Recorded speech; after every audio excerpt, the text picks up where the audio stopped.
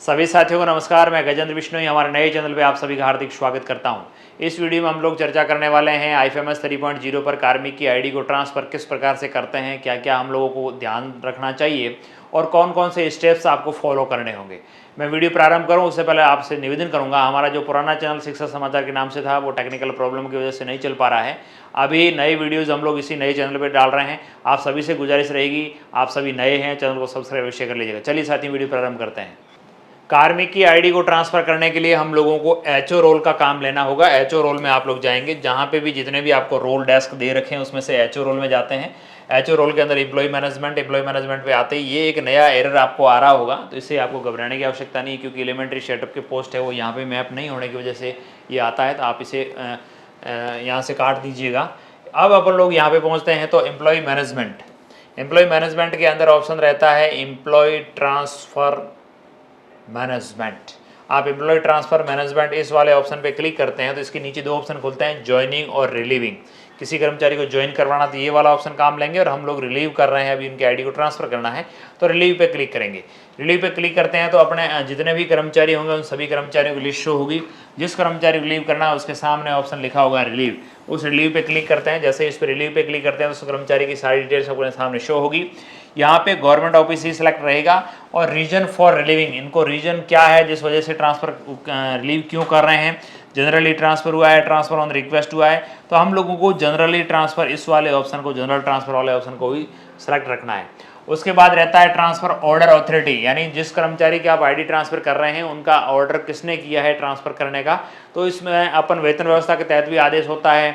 तो यदि third grade है तो उनके DO लेवल से ऑर्डर होते हैं, सेकंड ग्रेड हो तो उसके लिए JD कार्यालय से होता है, फर्स्ट ग्रेड अगर गवर्नमेंट एम्प्लॉय है तो उसका डायरेक्टरेट से होता है। तो जहाँ से भी आदेश हुआ उसका आपको यहाँ पे मेंशन करना है। रिलीविंग ऑर्डर नंबर नहीं लिखे जाएंगे, या ऑटोमेटिकली रिलीविंग डेट डालनी है आपको, किस डेट को आप वो कर्मचारी रिलीव हुआ है, आफ्टर नून या बिफोर नून हुआ, जो भी हुआ, जब भी हुआ, ज्वाइनिंग ऑफिस। उसके बाद यहाँ पे आपको relieving authority HOD, head of department select रखना है। और यहाँ पे ज्वाइनिंग डिपार्टमेंट, आपको सबसे पहले डिपार्टमेंट सेलेक्ट करना होगा।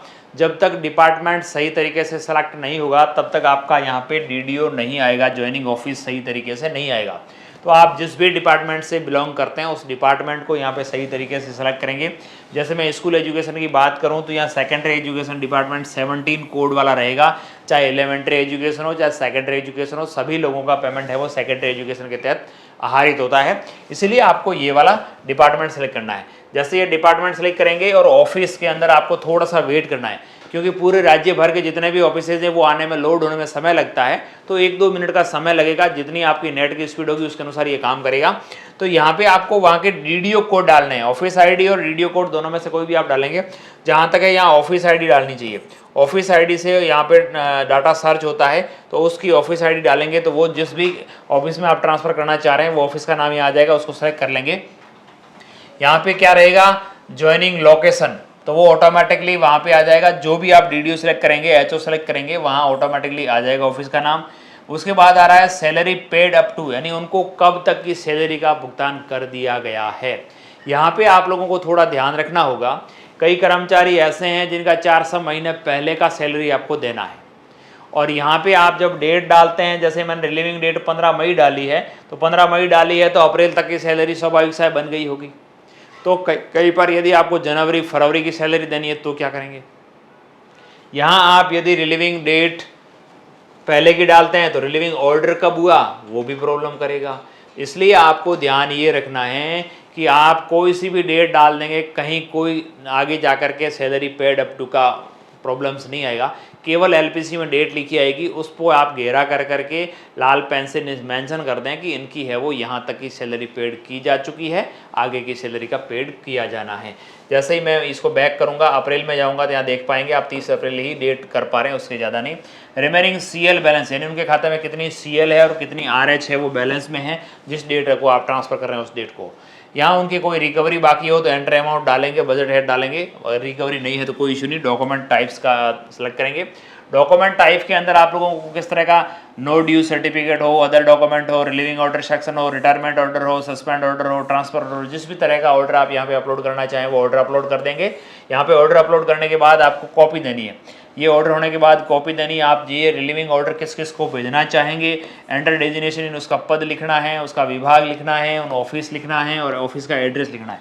जैसे मैंने सेकेंडरी एजुकेशन डिपार्टमेंट डायरेक्टर को भेजा है, डीओ को दिया है, सीबीओ को दिया है, प्रिंसिपल्स को दिया है, जिस जिसको भी आप देना चाह रहे हैं इसकी कॉपी, वो कॉपी आप यहाँ पे इनकी टाइप कर लेंगे।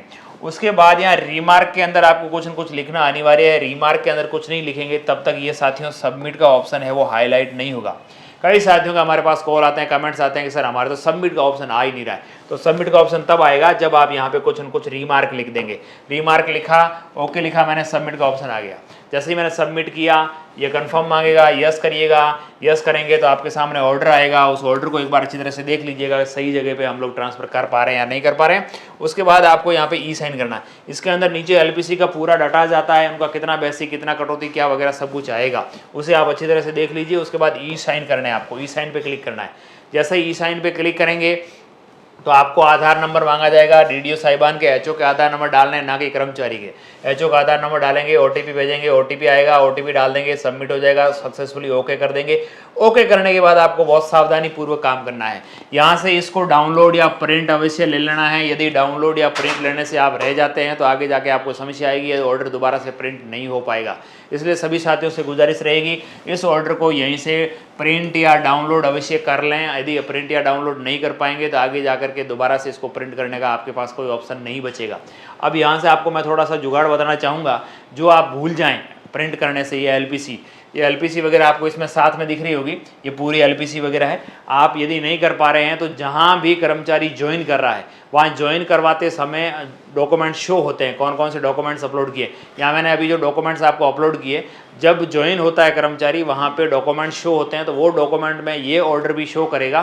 तो वहाँ से जहाँ ज्वाइन कर रहा है उस वहाँ डीडीओ साहिबान से निवेदन करें कि आपको एलपीसी ऑनलाइन मिल गई होगी या डिजिटल साइन आपके होंगे, और वो आगे वाला डीडीओ है वो उस ऑर्डर को प्रिंट कर सकता है और वहाँ से आप वापस व्हाट्सएप मंगवा के उसकी फाइल में डाल सकते हैं, अपनी लेखा फाइल में भी उसका संधारण कर सकते हैं। इस प्रकार से यदि आपने एलपीसी का प्रिंट लेना भूल गए हैं तो जहाँ ज्वाइन करेंगे, ज्वाइन हो जाने के बाद प्रिंट नहीं आ पाई, इसलिए आप यदि भूल गए इस चीज़ को लेना तो जहाँ ज्वाइन हो रहा है वहाँ रिक्वेस्ट करिएगा कि भाई इसकी एलपीसी आप वहाँ से अवश्य निकाल दीजिएगा, हमारे पास एलपीसी का प्रिंट नहीं है।